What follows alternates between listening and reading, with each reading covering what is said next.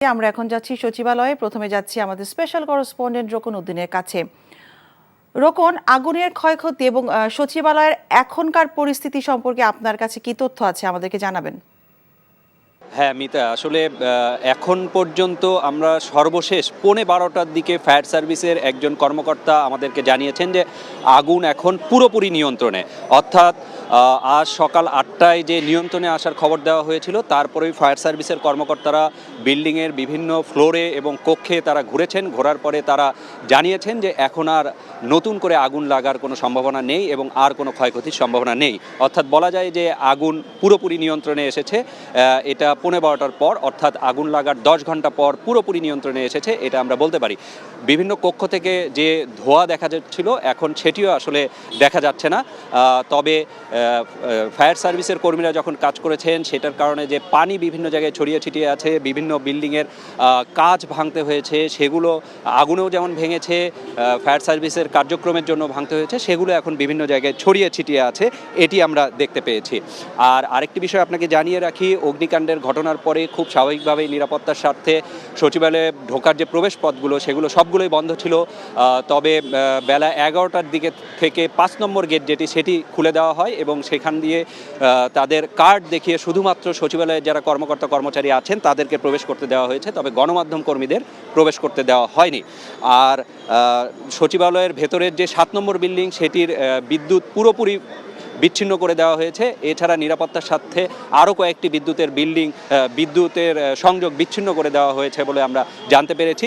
এবং 7 নম্বর বিল্ডিংয়ে কোনো কার্যক্রম হচ্ছে না, যেখানে অগ্নিকাণ্ডের ঘটনা ঘটেছিল। অন্যান্য কয়েকটি ভবনেও আসলে বিদ্যুৎ সংযোগ বিচ্ছিন্ন রাখা হয়েছে নিরাপত্তার স্বার্থে, অর্থাৎ পানি ছিটে গেছে হয়তো বা নানান কারণে, এবং সেখানে আসলে সেইভাবে কোনো কার্যক্রম হচ্ছে না। এবং আমরা এখানে যারা ভেতরে প্রবেশ করেছিলেন তাদের অনেকের সাথে কথা বলেছি, তারা আসলে তখন বের হয়ে যাচ্ছেন এবং তারা আমাদেরকে জানিয়েছেন যে ভেতরের কার্যক্রম আজ খুব একটা স্বাভাবিক না। সেটিও খুব স্বাভাবিক। আসলে আজকের কার্যক্রম যে খুব স্বাভাবিক হবে না সেটি আসলে বোঝাই যায়। বিশেষ করে যেই 7 নম্বর ভবন, তার পাশেই যে ভবন আছে অর্থের ভবন 11 নম্বর, তার পাশেই আরও ভবন আছে, সেই ভবনগুলোতে সেইভাবে কার্যক্রম হচ্ছে না। তবে দূরের যে ভবনগুলো সেখানে কিছু কার্যক্রম চলছে বলে আমরা জানতে পেরেছি। কয়েকটি ভবনের আসলে লিফটও বন্ধ আছে, লিফটও সীমিত আকারে চালু করা হয়েছে এবং সেটি দিয়ে কর্মকর্তা কর্মচারীরা যাতায়াত করছেন আমরা জানতে পেরেছি। আর একই সাথে এখানে যারা সচিবালয়ের ভেতরে প্রবেশ করেছেন তাদের অনেকেই আসলে দেখার চেষ্টা করেছিলেন যে অগ্নিকাণ্ডে ক্ষয়ক্ষতি হয়েছে যে ফ্লোরগুলোতে সেখানকার কী অবস্থা, সেটা আসলে তারা সবাই যে দেখতে পেরেছেন সেটি না, খুব সীমিত করে দেওয়া হয়েছে 7 নম্বর ভবনে প্রবেশ করা, এবং সেখানে আসলে সচিবালয়ের যারা কর্মকর্তা কর্মচারী আছেন তাদেরকেও প্রবেশ করতে দেওয়া হচ্ছে না।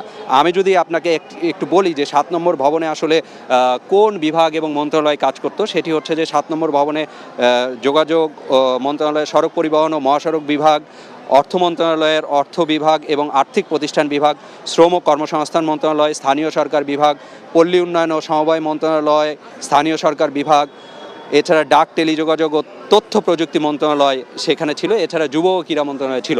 আমরা যেটি জানতে পেরেছি যে প্রথমে আগুনটি লাগে ডাক ও টেলিযোগাযোগ মন্ত্রণালয়ে, তার উপরেই ছিল স্থানীয় সরকার বিভাগ এবং তার উপরেই সড়ক পরিবহন বিভাগ।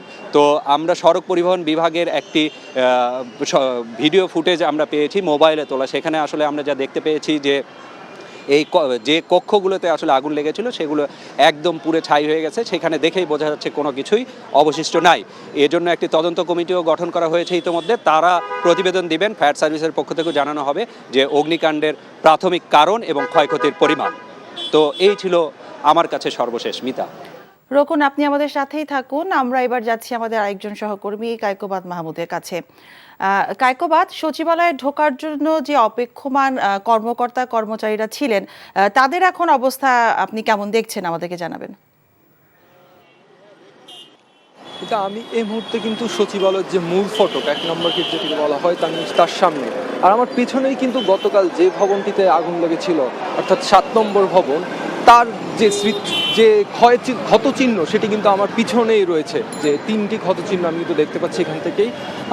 এখানে যে সকাল থেকে আমরা যে ভিড়টি দেখতে পেয়েছিলাম এখন কিন্তু সেরকম ভিড় নেই এখানে। সকাল থেকে উৎসুক জনতা সহ সচিবালয়ে ঢোকার যে দীর্ঘ সারি আমরা সেটি দেখেছিলাম, মানুষের জটলা আমরা দেখেছিলাম গেটে, কিন্তু এখন এই মুহূর্তে এই গেটটিতে কিন্তু সেই ভিড়টি নেই। এখন এই গেটটি দিয়ে শুধুমাত্র যারা জরুরি কাজে নিয়োজিত, অর্থাৎ আইন শৃঙ্খলা রক্ষাকারী বাহিনী, তাদের সদস্যরাই কিন্তু প্রবেশ করছে, বের হচ্ছে, আমরা যেটি দেখতে পাচ্ছি।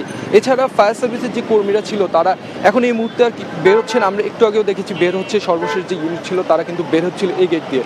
অর্থাৎ এখন এই গেট দিয়ে কিন্তু মূলত জরুরি ব্যবস্থাপনার যে গাড়িগুলো, তারাই কিন্তু প্রবেশ করতে পারছেন, বেরোতে পারছেন। আর এছাড়া যারা ঢুকছেন আমরা কিন্তু সেরকমভাবে কাউকে ঢুকতে দেখছি না। এছাড়া আরেকটি বিষয় বলে রাখি, এই গেট দিয়ে কিন্তু উপদেষ্টারও কিন্তু প্রবেশ করেছিলেন, আমাকে বেরোচ্ছেন তারা এই গেট দিয়ে। আর আরেকটি কথা এখানে জানিয়ে রাখি, সেটা হচ্ছে যেখান দিয়ে প্রবেশ করে কাছে কিন্তু কঠোর নিরাপত্তা, অর্থাৎ যে প্রবেশ করছে তাদের পরিচয় নিশ্চিত হওয়ার পরে কিন্তু তাদেরকে ঢুকতে দেওয়া হচ্ছে ভিতরে। এছাড়া কিন্তু আজকে কাউকে ঢুকতে দেওয়া হচ্ছে না ভিতরে। আর সব কিছু মিলিয়ে এখন এই মুহূর্তে এই পাশে গেটটি মোটামুটি বলা যায় যে ফাঁকাই আছে, ভিড়টাও সেরকম আমরা দেখতে পাচ্ছি না। মিতা, সচিবালয় থেকে জানছিলাম সেখানকার সবশেষ খবর।